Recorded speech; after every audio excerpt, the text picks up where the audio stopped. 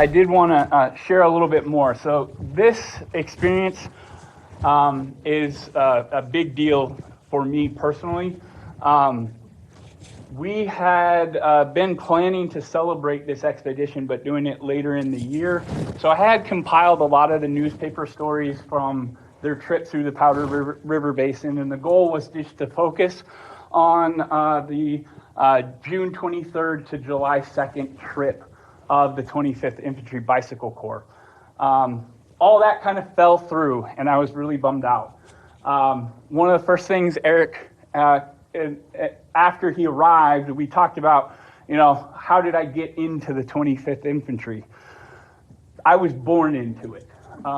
My grandfather, and my grandmother were originally from Rogersville, Tennessee, and he was a lifelong military man.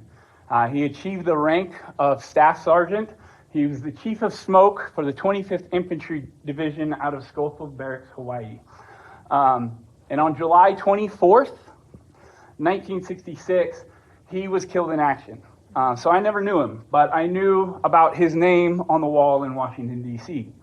I also researched a little bit more about him because living historian, cultural interpreter, all that, I'm my family's genealogy guy, for whatever reason.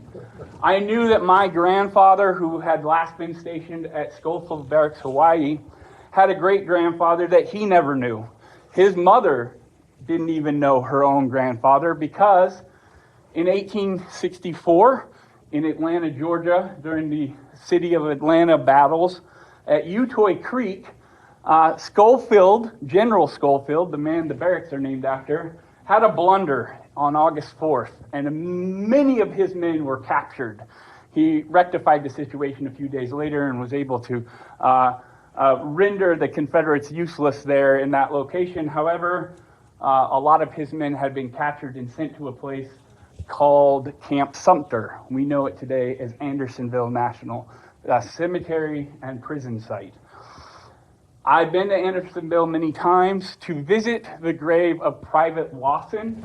And Harmon Lawson was also from Hawkins County in eastern Tennessee, same place my grandfather was from. I knew this history prior to getting here, but that was about it. Came to Gillette, Wyoming a few years ago, and I purchased a book because I was now in a place where I could talk about the 25th Infantry Regiment, which was the original 25th Infantry that we now know as the 25th ID. There's been some reorganization over the years, but I found this book. And so you asked, was that a baseball team? Yes, it was a baseball team. That was Company B's team, but that picture was from 1888 is when that picture of Mingo with the Company Baseball B team is. At Fort Missoula in 1898, they decided to not have company teams anymore, and they formed what became known as the 25th Infantry Wreckers. The 25th Infantry Wreckers baseball team was the best military baseball team from 1898 to 1916. They played games at forts all over the western United States, and eventually they would be stationed at Schofield Barracks, Hawaii.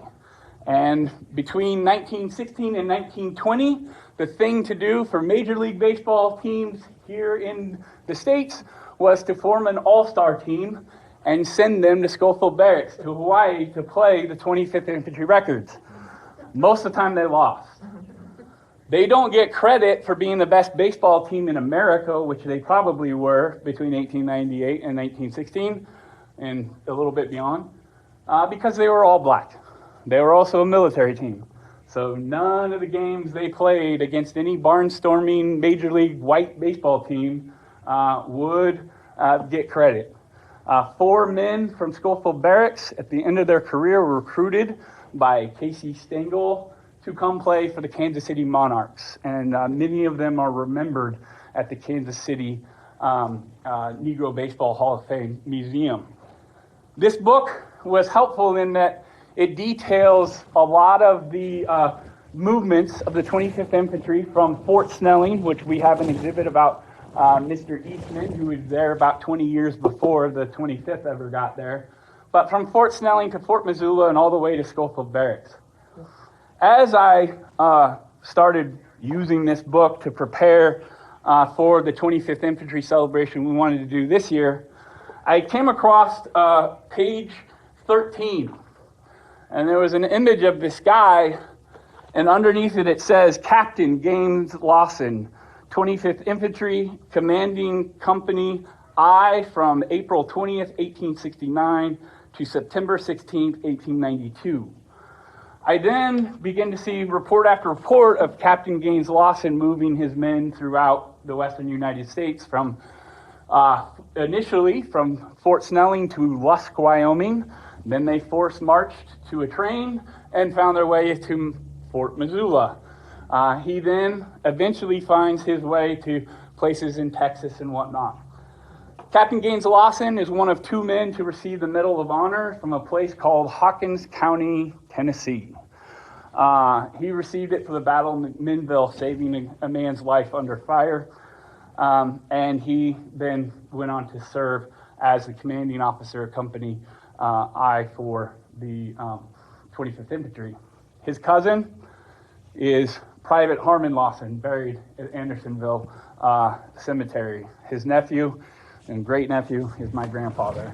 The 25th Infantry story is important to me because working as a volunteer at the Vietnam Veterans Memorial Wall in D.C.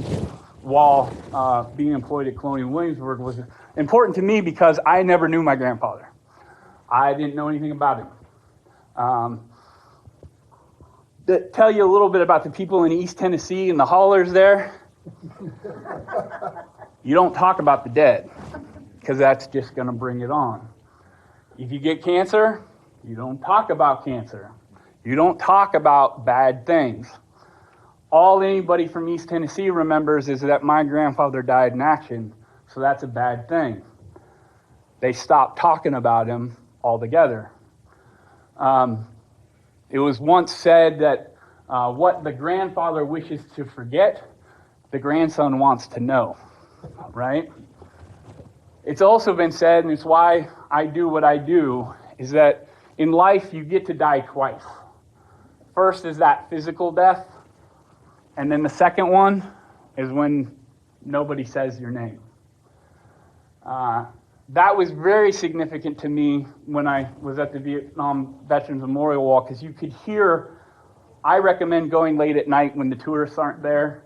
That's when the people that are associated with loved ones tend to find themselves, because it's quieter and there's not a lot of questions and there's not a lot of noise. But that's when you get to go and hear stories, and you get to watch grandpas with their grandkids go, see this guy's name right here? Let me tell you what he did in boot camp.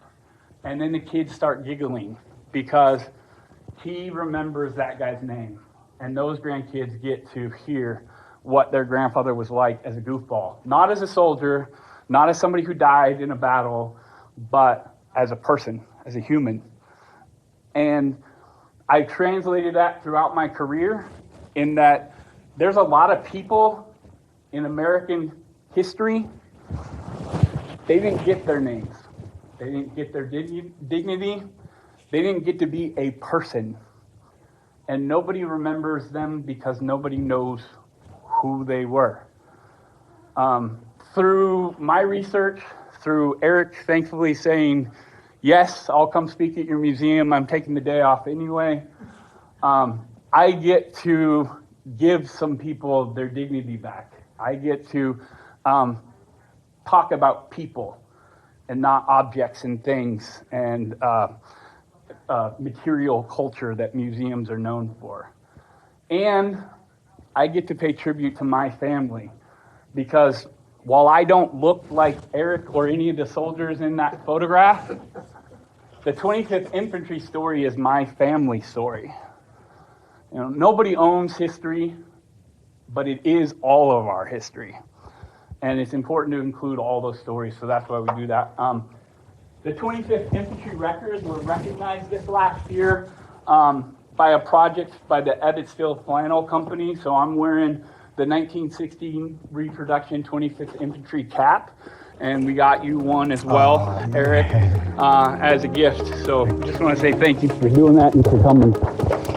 So.